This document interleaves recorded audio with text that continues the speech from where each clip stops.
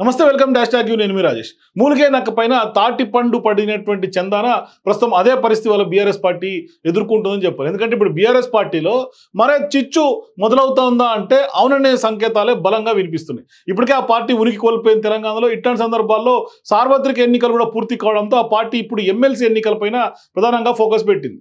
So MLC bypoll ఇవాళ తరుముకొస్తోంది. ఖచ్చితంగా sitting seat అది, దాన్ని కాపాడుకోవాలనే ఒక ఉద్దేశంతో ఇప్పటికే పల్లా రాజేశ్వర రెడ్డి కీలక బాధ్యతలు అప్పచెప్పింది. ఎలాగైనా ఎమ్మెల్సీ సీట్లు గెలుచుకోవాలనే ప్లాన్ ఇవాళ బీఆర్ఎస్ చేస్తోంది. అందుకు తగినట్టుగానే వ్యూహాలు కూడా సిద్ధం చేస్తుంది కారు పార్టీ. ఇట్లాంటి సందర్భాల్లో కేసీఆర్ సైడ్ అయిపోయారు, కేటీఆర్ రంగులోకి ఎంటర్ అయ్యారు.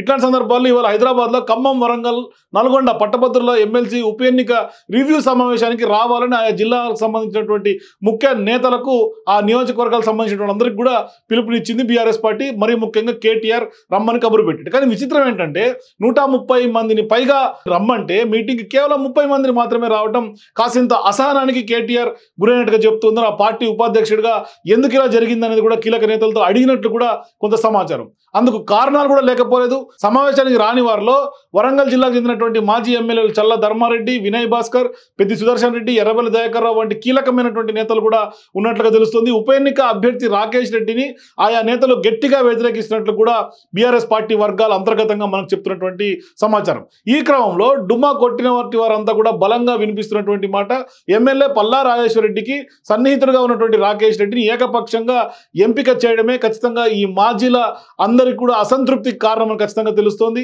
మరోవైపు బీఆర్ఎస్ భవన్ ఎప్పుడు కూడా మీటింగ్ పెట్టినా భారీగా నేతలు సహజంగా వస్తూ ఉంటారు, వచ్చే వాళ్ళని కూడా చెప్పుకోవాలి. కానీ ఇప్పుడు నేతలు సంఖ్య క్రమం తగ్గుతుందనడంతో కొంత బీఆర్ఎస్ పార్టీ అగ్రనేతలు కూడా కొంత ఆందోళన మొదలైనట్టుగా చెప్పుకోవాలి. అన్నట్లు ఈ మధ్య బీజేపీ, కాంగ్రెస్ పార్టీలు కూడా లోక్సభ ఎన్నికల తర్వాత బీఆర్ఎస్ పార్టీ ఖాళీ అవుతుందని కూడా ఓపెన్గానే చెప్తున్నటువంటి నేపథ్యంలో ఆ లెక్కన ఇవాళ ఈ పార్టీలో ఉన్నటువంటి నేతలు ముందుగానే వేరే పార్టీతో ఎవరైనా టచ్లో ఉన్నారా అన్న అనుమానాలు కూడా లేకపోలేదు. కొద్ది రోజులుగా జీహెచ్ఎంసీ ఎన్నికలు కూడా కొంత రానున్నటువంటి నేపథ్యంలో మారుతున్న రాజకీయ పరిణామాల నేపథ్యంలో ఇంకెంతమంది కారు దిగుతారనే చర్చ ప్రధానంగా బీఆర్ఎస్ పార్టీ నేతల్లో, మరోవైపు ఆ శ్రేణుల్లో మొదలైనటువంటి చర్చ. మరో అంశం ఏంటంటే తెలంగాణ పొలిటికల్ సర్కిల్స్లో కూడా బీఆర్ఎస్ పార్టీ పైన ఎప్పుడూ విపరీతమైనటువంటి చర్చ జరుగుతుంది. అయితే రానున్నటువంటి రోజుల్లో పార్టీలో ఇంకా ఏం జరుగుతుందో కూడా కొంత వెయిట్ చేసి చూడాలి. కాకపోతే మాత్రం ఇప్పటికైతే కేటీఆర్ కథ అడ్డం తిరిగినట్టుగా ఖచ్చితంగా చెప్పాల్సినటువంటి అవసరం ఉంది. ఎందుకంటే దాదాపుగా 100 మంది నాయకులు, అది కూడా మాజీ ఎమ్మెల్యేలు, ముఖ్య నాయకులు, కీ లీడర్స్ అందరూ కూడా ఇవాళ గైర్హాజరయ్యారు అంటే మరి ఖచ్చితంగా కూడా ఇంతమంది సహాయ నిరాకరణ చేస్తున్నారంటే బీఆర్ఎస్ పార్టీకి ఎమ్మెల్సీ ఎన్నికల్లో ఖచ్చితంగా గెలవాలన్న సీటు గెలిచే అవకాశాలు ఎక్కువ శాతం ఉంటుంది. ఇప్పటికే కాంగ్రెస్ పార్టీ తెలంగాణలో అధికారం ఉంది. మరీ ముఖ్యంగా తీన్మార్ మల్లన్న ఎవరైతే గట్టిగా స్వతంత్ర అభ్యర్థిగానే గతంలోనే పోటీ చేసి 2వ స్థానం వరకు వచ్చినటువంటి తీన్మార్ మల్లన్న ఇవాళ ఖచ్చితంగా ఆయన్ని ఓడగొట్టే లక్ష్యంతో బీఆర్ఎస్ పనిచేస్తుంది. ఇప్పుడు అక్కడ ఖమ్మం, నల్గొండ, వరంగల్ 3 ఇవాళ కాంగ్రెస్ పార్టీ కంచుకోటలుగా మారాయి. ఇట్లాంటి సందర్భాల్లో తీన్మార్ మల్లన్న దూకుడు కొనసాగిస్తున్నాడు, ఆయన ఇప్పటికే దూసుకెళ్తున్నాడు. ఇట్లాంటి సందర్భాల్లో రాకేష్ రెడ్డిని గెలిపించాలనే బీఆర్ఎస్ ప్రయత్నం కొంత విఫలం ప్రయత్నం లాగా ఖచ్చితంగా కనిపించే అవకాశాలు కనిపిస్తున్నాయి. ఒకవేళ పల్లా రాజేశ్వర రెడ్డి ఎవరైతే సిట్టింగ్ ఎమ్మెల్సీ ఆయన రాజీనామాతోనే ఉప ఎన్నిక అనివార్యమైనటువంటి నేపథ్యంలో ఇవాళ కేటీఆర్ రంగంలో దిగి దిశానిర్దేశం చేద్దాం అనుకున్నప్పటికీ కూడా లీడర్లు ఎవరు రాకపోవడంతో ఇవాళ కేటీఆర్ కొంత ఇబ్బంది పడినట్టుగా చెప్తున్నారు. మరోవైపు ఆ విజువల్స్ ఒకసారి మనం చూస్తే ఒకసారి నేను మీకు చూపించే ప్రయత్నం చేస్తా.